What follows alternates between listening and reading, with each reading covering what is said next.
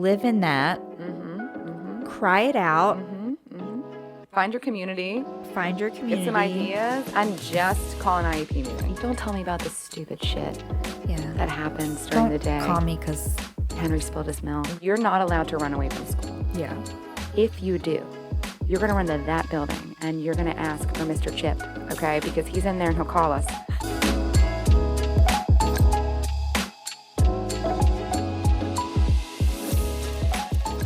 Last week we did not get a chance to go in about our IEP meetings because we went down the rabbit hole of the autism diagnosis. Sure did.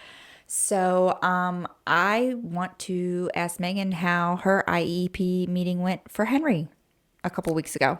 Yes. And I promised myself that I wasn't going to talk about this for the rest of the summer, but for the purposes of this podcast, I sure will. The IEP meeting it came and it went. We had some challenges because, and actually, you know what, before I even get into the challenges, the definitions, I know we went over this last episode, but just to say it again, IEP stands for Individualized Education Program. There you go. And this is available to your child if they have a documented disability, if the school approves that disability as needing both intervention and accommodations. If your child does not need intervention, which it's crazy, but a lot of us have to fight for that, they can have something called a 504 plan, which provides them, or they are entitled to certain accommodations and or modifications in the classroom, but no direct intervention from the school. So Henry, we got his IEP. We fought for his IEP for over a year and finally got it 2 years ago. And so this was our annual come to the table meeting where we were talking about Henry's progress and if anything needed to change for the upcoming school year. And there were a couple things. Henry didn't, on his IEP, meet his goal for last year. And we had some questions about that that I think were a little bit dismissed. And that was hard to swallow. But there were no additional recommendations for intervention or accommodations, which was confusing. And when I questioned those things, it just felt like we weren't being heard in the IEP room. Henry is also getting to an age where the expectations at school are really increasing. So he's going into third grade and he's in a general education setting.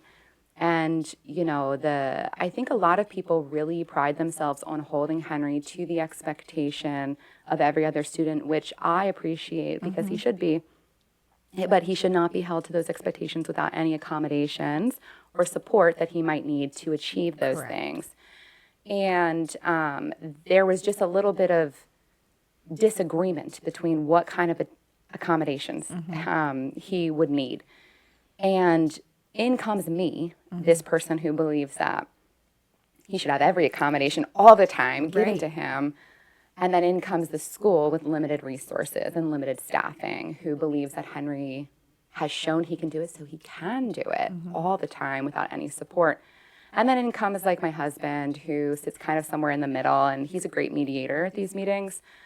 And at the end of the meeting, I don't know, I think we fell somewhere in between kind of where the school wanted to be and where I wanted to be. But the straw that broke my back a little was that Henry was not quite 8 when we had this meeting. So he was 7. And there was this expectation written into his IEP that he would advocate for his accommodations, that they wouldn't just be given to him. And this was confusing for me because he's 7. Right. And I cannot imagine him raising his hand in front of 25 of his peers and saying, can I please have the highlighted lined paper so that I can see the lines because I have a disability? Right. And whether or not any teacher would honor that request is unknown. Yeah. And so, my question to the team was, how are we going to integrate all of these accommodations so Henry doesn't have to ask for them? And that they had a hard time answering that. we did not sign the IEP. And for anybody watching this who's going to be new to IEP meetings or who are going through IEP meetings and don't know this, you do not have to agree to the IEP that is discussed in this meeting. And so I did not sign it. And I sort of proposed to the team that we meet in the middle and they change a few things in the IEP. And they felt it best that we have a follow-up IEP meeting because those changes weren't going to be made on their end. And to me, it was just exhausting because I feel like we're not asking for much. Right. And Henry sure as heck can't ask for these things. And so I just didn't, I took off work to go to the first meeting. And now I'm taking off work to go to the second meeting. Right. And it feels like I'm talking to a brick wall. I just want him to have the same opportunities as everybody else. And as my husband always says, and he says it way better than me, but like an IEP is supposed to level the playing field. So That's a good way. he's I like, this is that. supposed to level the playing field. We're all playing on the same field, but Henry's side of the field has mines and like hills to climb and different booby traps on it. And we have to level that, right? It's not very fair for him to walk into a classroom and be expected to do the same things when he has a disability. Right. And so I just wish everybody saw that. To have to fight for basic accommodations is sad. And I can't imagine I don't know what he goes through every day. Henry can speak, but he doesn't always tell me what goes on at school. Yeah. He also has the biggest heart. He does. And he really believes in people and especially his teachers. And so he never wants to talk about things that he's not provided with or things that aren't available to him because he doesn't want to get anybody in trouble. Right. Because per Henry, they're trying their best. He says this, he'll say, they're trying their best, Mom. Yeah. He's like, get off their back. And I respect his words, but I also know that school is really hard for him and it's going to get harder. And so I need him to be given these opportunities. So we ended up having to hire a special education advocate, which is a person who is knowledgeable about special education law and school procedures and policies and have some sort of experience or knowledge about disabilities and, various needs in different areas. And I really didn't want to do this for a lot of reasons. Number one, I don't want to pay money for somebody when I can talk too, right? But I just felt like nobody was hearing me. Yeah. And they all see me as a crazy mom. And number two, it does create this tension between you and the people who see your kids every day. Right. And I don't want that. I Yeah. just want to have a good relationship with everybody. I'm a people pleaser at heart. You don't like confrontation. I hate confrontation. Yeah. I just want us to both be like, okay, Right. looks good. Yeah. So we hired an advocate. She is incredible. A shark. A shark. We share an advocate, and I would say if you're interested in having someone come to your child's meetings, whether they're IEP meetings, 504 meetings, parent-teacher conferences, we're happy to give you her information. Just send us a message. She's incredible. The benefit of an advocate is that they are an outside perspective, and a lot of times they know certain laws and policies that you are not aware of. And they can just walk over that line of comfortability and say it how it is. Yeah. And we ended up walking away from our meeting feeling a little bit better about Henry's IEP. And that was a relief, but I still sit with a weight on me that I wish I didn't have to do that. Are they going to give him these accommodations? Is he going to have to ask for things? Yeah. And is everybody just rolling their eyes at getting my kid in the next grade? Yeah. Because they don't want to deal with me. And the fact of the matter is, And I am a really pleasant person. You really are. And I offer every teacher, not just my kids' teachers, I'm not an expert and I never will claim to be a person who can tell you the right way. but I can provide you with a different perspective and insight. And my passion and love is education on autism, neurodiversity, learning differences, accommodating environments. Let me help you. Being affirming. Yes. So it's just been really stressful. I feel better knowing Henry's going to go into next year, not only with a better IEP, but with the idea that if anything goes wrong, we aren't afraid to speak about it. Period. So, like, hopefully that follows us, Yeah. right? But at the end of the day, too, I just wish everybody was doing better. I wish they could do better. As always, Henry's teachers, they've all been amazing. They're amazing people. They have great souls. They work so hard and they show up every day. And I know that my child is not always easy, and I can imagine that the other kids in that class aren't easy either. So props to every teacher out there, every special educator, OT, speech therapist, principal. Like, we see you. It's more of a systemic challenge here, and we know that there's so many things that go into IEPs, special education, and what have you. But for every parent or caregiver out there, know your rights. Do not feel like your intuition or your gut is wrong or bad. Like, follow it. If something doesn't smell right, if it doesn't sit right, it is probably not right. And speak up, because your kid is going to spend more time at school than they are at home. And they deserve the right to be included, and to be seen, to be heard, and to get the appropriate supports they need to be there. Honestly, I think through your autism journey in general, go with your gut. Go with your gut. Oh Always my gosh, go with your every gut. time. Even if you feel like a little inkling. Yes. Like, that's something. Yes. Stop, listen to it, and just, it's uncomfortable. Parents have that intuition. You Every know your time. kid better than anyone. You do. Yes. 100%. And there are parents who disagree with me professionally, and I default to them Yeah. because you know your kid better than me, and I know your gut is somewhere right.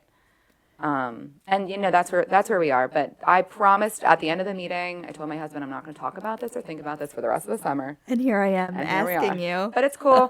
When I leave, it's gone again. But I know that Lucy is going into kindergarten. So your IEP journey is beginning. Yes. And I would love to hear more about your thoughts and feelings on that. It's been fucking awful.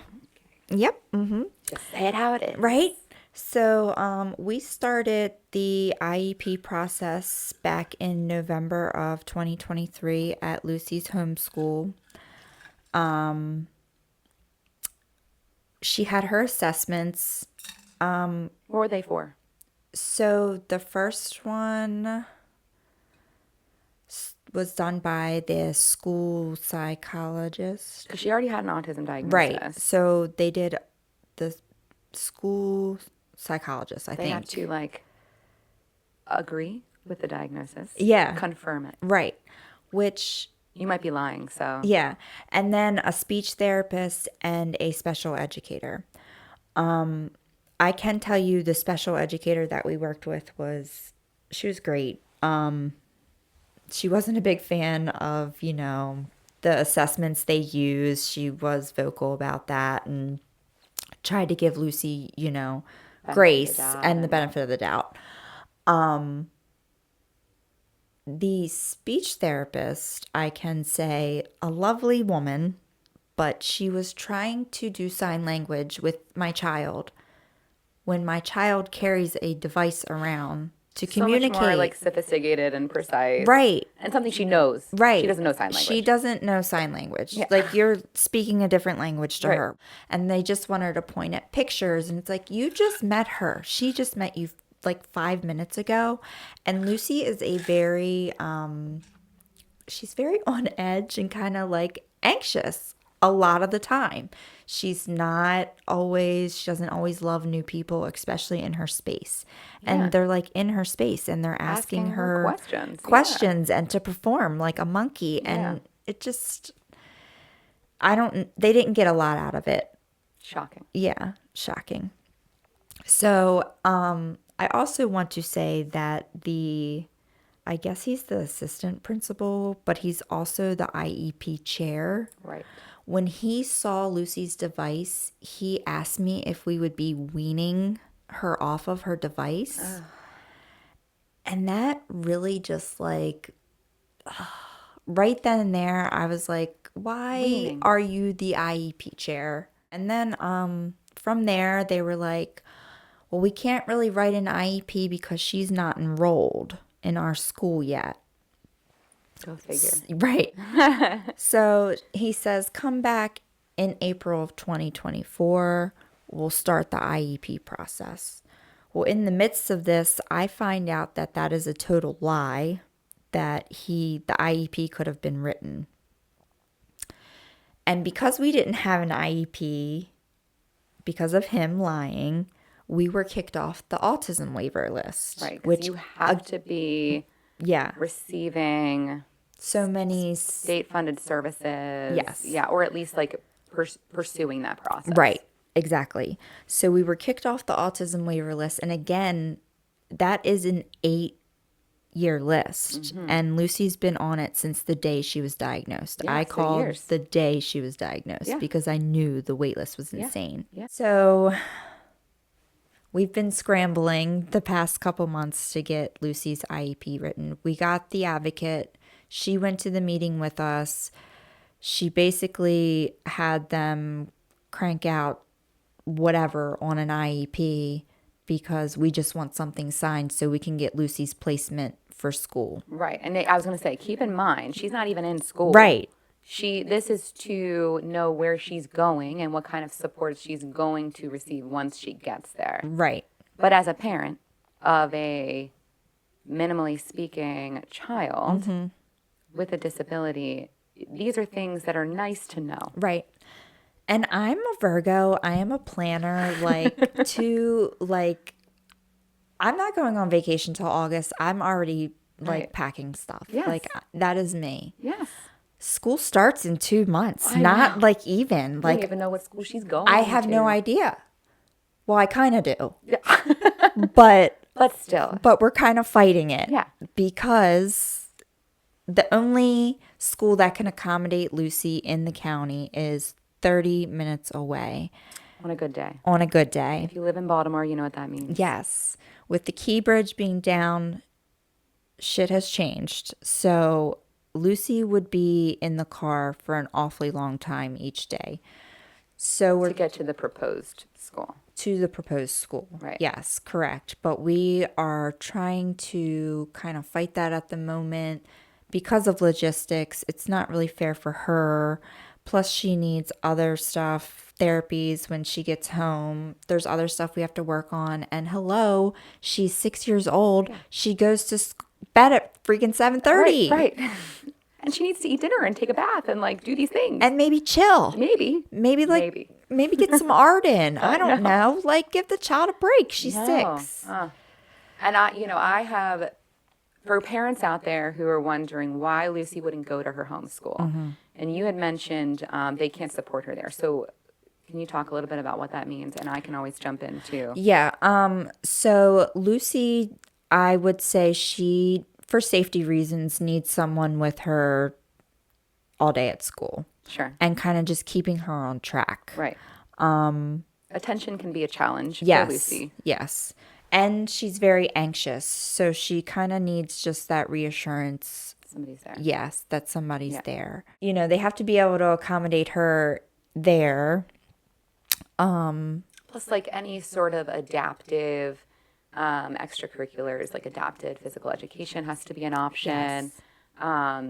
Sensory friendly environments and support.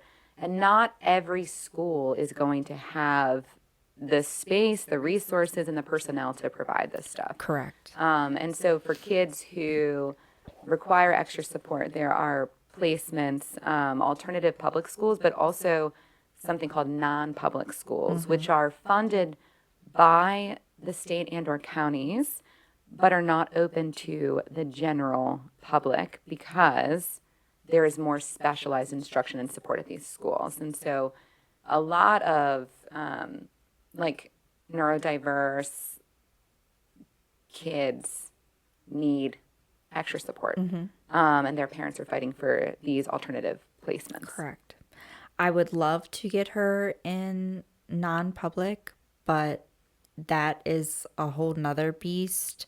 We are just so many months behind in Yeah. this whole process, and it's like made me physically sick. It's a lot. It's a lot. And you were early to the game. We were like, were. we were like on our game, and we Yeah. were like, And oh, now you're not. we So, gotta wait. yeah. And like, I'm not good at like last minute. Right. Scramble. Yeah, that's not me. Like my sister, she's ADHD, and she's like, she thrives.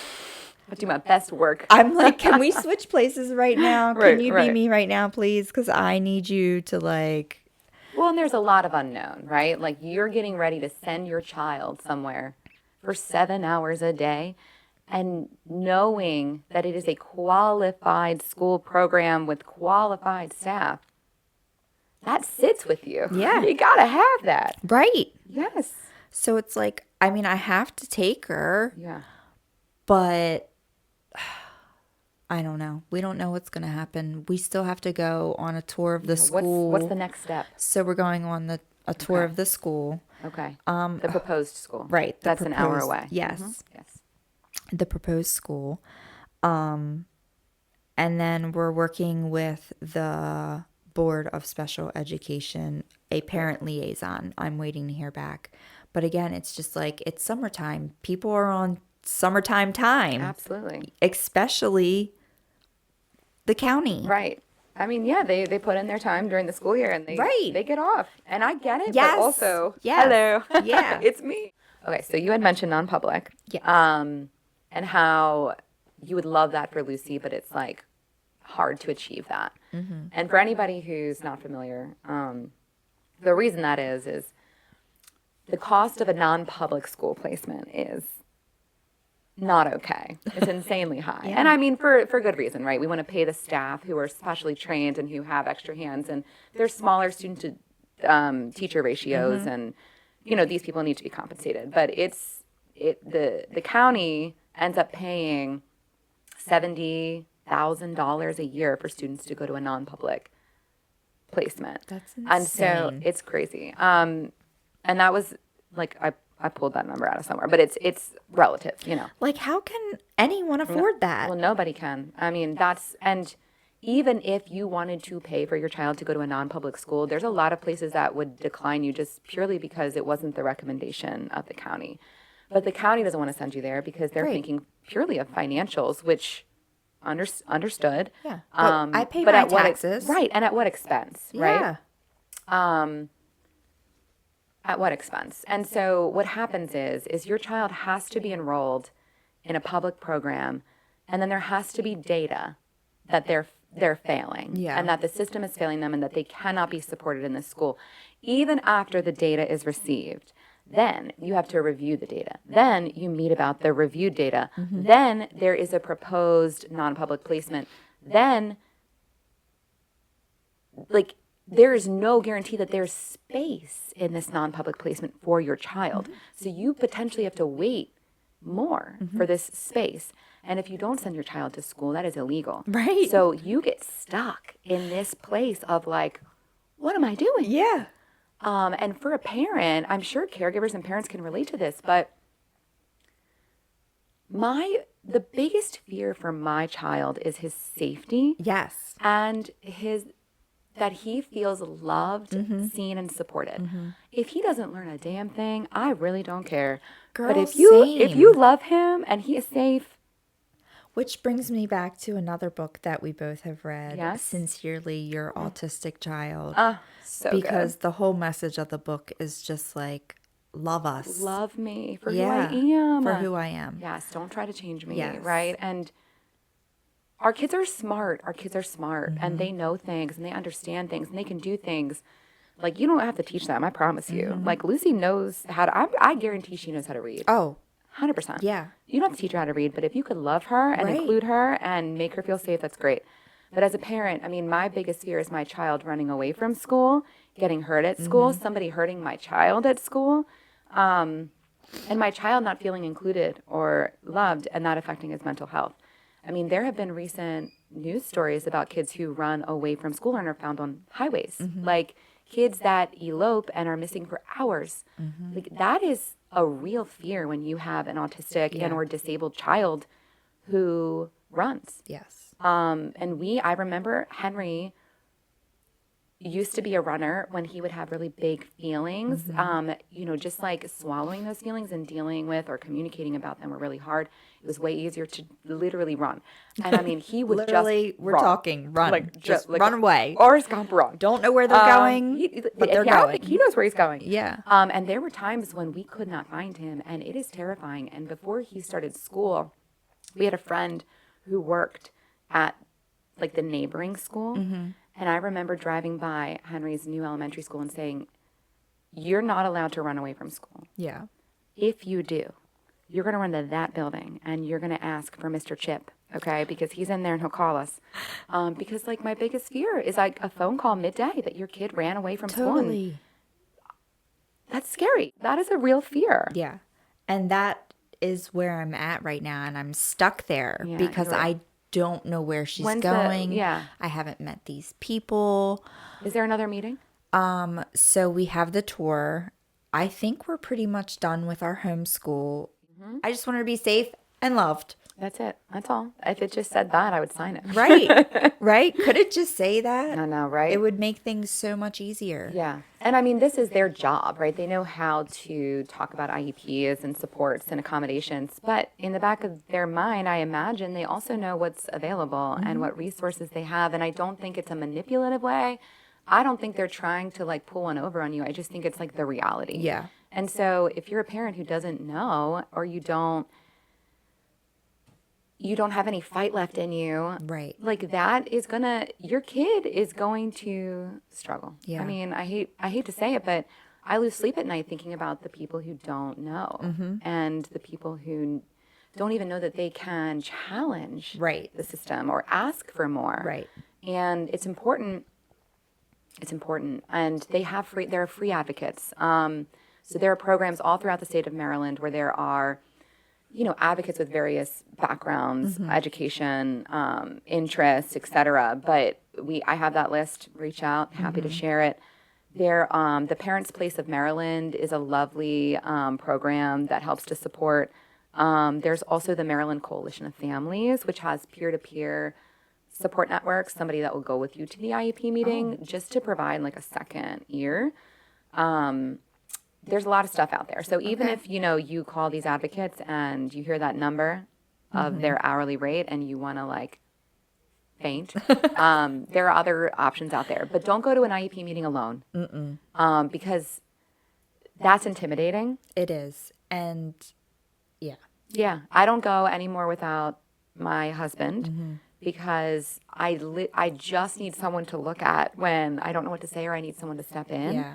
And it can feel like really overwhelming when you disagree with somebody, even if it's over the smallest thing. So having another person there is important. And a tidbit that I was once told, I cannot remember who told me this, but in the state of Maryland, you're also allowed to record the IEP meetings as long as you tell them that you're recording. And I think that everybody speaks a little differently when they're on record. Oh, yeah. And I know for me, like my processing is better after the fact. Like in the moment, I'm just like a little bit slower. Totally. But if I could go back and listen, it would be really helpful. Same. So you can record and then you don't have to sign. I didn't know that. Yeah. Okay. See, It's a good, learn something new every day. When they give you the parent handbook for the IEP meetings, that by the way, I think it's like 400 pages. Like you're going to sit there and read through it, and which 50% of it I don't even understand. Right. Like just like the IEP jargon. meeting. I know. Yeah. It's just really nice to know that you can record, bring someone with you, and you don't have to sign the IEP. Even if you don't disagree with the IEP, you don't have to sign it. You can go home and read it. Yep.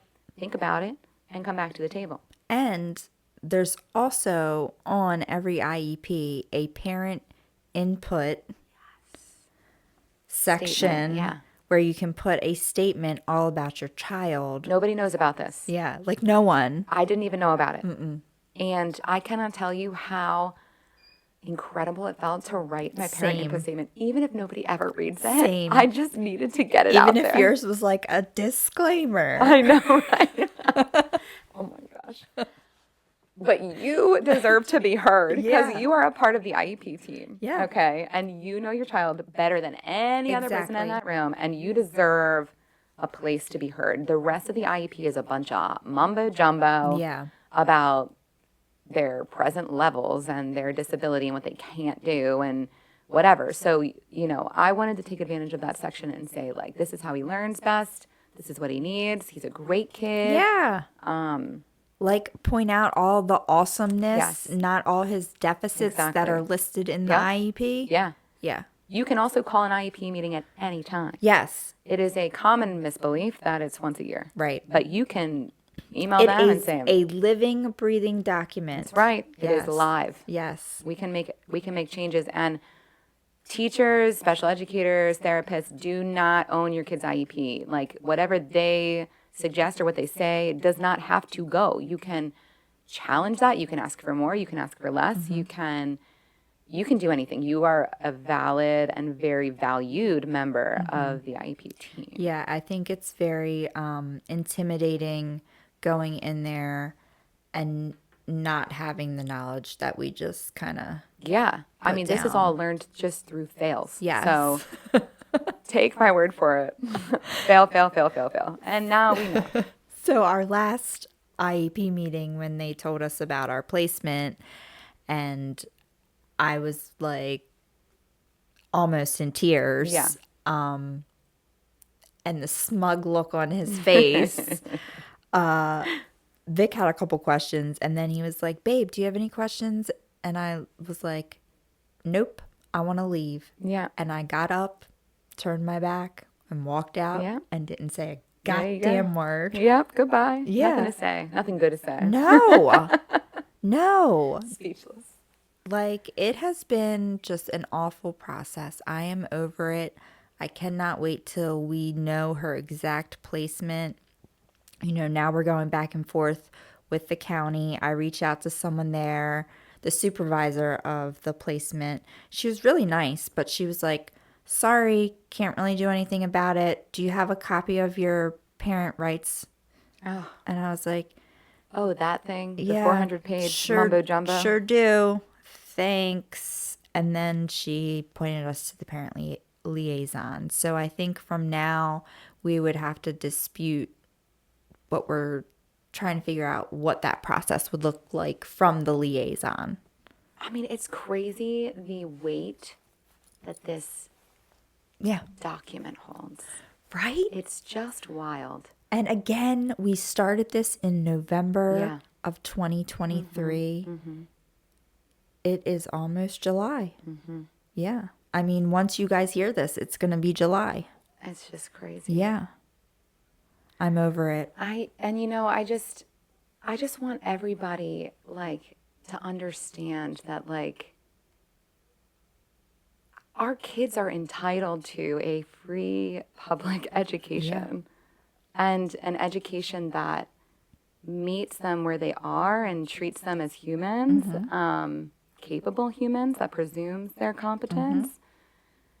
And you are your child's biggest advocate. And that is a bittersweet role because And honestly, that's for anything. That's medical, school, against other family members, like biggest anything. advocate. Yeah. And I mean, it is bittersweet. I mean, because you know them best. You're the person probably doing all the research, so you know how to spit that back out. But at the same time, it's an exhausting role. Like it's Yeah. a lot, and 80% of the time, I feel like I'm not doing it right, and that's also a crappy feeling to sit with. But at the end of the day, our kids need to feel included, and they need to get an education, and they deserve to Yeah. be safe and loved. Right. And this stupid document holds the power to give them that essentially. However, and I don't want to go down this rabbit hole right now, but it is just a piece of paper, just so you know. I talk about it like it has so much I power, know. and it We're does. like, it's live. It's It's live. living and Oh my breathing. gosh, it carries so much weight, but at the same time, it is a piece of paper. It is. Ain't no one got to follow that Right? IEP.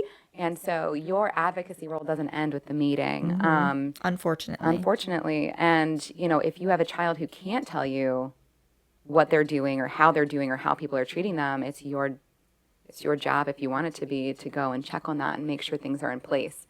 I want to say before I had Lucy, like, I didn't even like calling the doctors Oh, gosh, for same, myself. same. Like, I didn't like ordering food. Like, If I got the wrong order, I would just be like, it's fine. I'll use it. right. It's okay. And now I've literally, like, I have found my voice and I am proud of it. And Yeah. I am like, I'm here for it. Yeah, Like, I am in my advocating that's era. right. That is right. Yeah, I'm down. Yeah. It stinks you gotta like go through the trenches to get there, but It does. And I'm not saying, like, I'm not sitting here saying 3 days ago I was texting Megan telling her I was ready to, like, run away. run away, jump off cliff. I needed a drink Right. because I was so upset about this. But it's a new day. I have to keep on fighting for my girl because no one else is going to fight for your child like you will. Yeah. I just got tired hearing about it, you know? Yeah. Yeah. Yeah, it's tiring, but if you feel like you're feeling helpless or sad or lost, live in that. Cry it out. Find your community, Find your get some community. ideas, and just call an IEP meeting. Yeah. And then it's going to be a new day. Yeah. And hopefully you'll find the motivation to keep on fighting and advocating for your child. Yeah, and you know, people have asked me before, like, are you gonna homeschool? Are you gonna withdraw him and put him in private school? Have you thought about that? I mean, of course I've thought about it. Right. Like, You're like, do you have 80 grand a year? right. I mean, like, let's talk about the logistics here.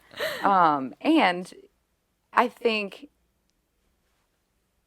all I want for him, right? Yeah. And Henry loves school somehow. I know. And I mean, although maybe he's masking that, I'm not sure. And for those of you who don't know what masking is, it's having this internal feeling that differs from how you're presenting on the outside. But the reality is I can't afford private school. And the reality is I can't quit my job to homeschool him. And I would not be a good teacher. And he would not listen to me. I think he would just be like, Yeah, are you joking? Yeah, And it's hard with At the your end of the own. day, we're paying taxes for public schools. Right. I believe in public schools. I went to public school. Like, our teachers are incredible humans, and like they have great backgrounds in education, and they want so much for these kids. So like, until then, I'm fighting for my kid to be accepted in public school, and I am fighting for the education of everybody who's new to this world and figuring out how to best support all of their students who learn differently. Yeah. It's not a one size fits all. And until we get there, I'm not going to stop. And when I'm in my lows, right? When I'm in my Your feels. my feels, my sadness, my husband likes to remind me that we're paving the way for other kids, that we're hopefully making change. Right. Even just like getting wheels turning for the next generation of kids to come through. Agreed. If I can change it for one kid, not even my own, like, I mean, it's a good battle, right? That's why we're here right why we're now. here. That's why we're Yep. doing this podcast. Just if we can change, I don't know, the thought process or help one family or one other child, like, Worth it. yes, totally. Yeah. Learn from my fails. I do want to say, after crapping all over the assistant principal, I am a huge fan of teachers and a big believer in teachers, and I think that they can do amazing things, and I think they're amazing humans.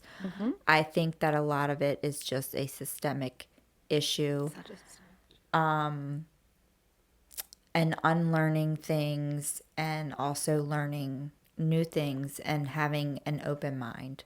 But really, just love our kids. Oh my gosh. And that's all. That's all they all. need. Yeah. Yeah. And don't tell me about the stupid shit Yeah. that happens during the day. Don't call me because, Henry spilled his milk. yeah. Or because he like wouldn't put his backpack in the locker. Or his desk is a mess. Like, can we just Right. like lie? Right. I mean, not big lies, you know, but like he's Little a white pleasure. lies. He's adorable. Like Right, little because he things. is adorable. He is. Like, we don't have to see him for the things that he struggles with. Right. I agree. Yeah. I agree. On that note. Yeah. Well, it has been a week, but we appreciate you guys for listening. Don't forget to subscribe, and we'll see you next time.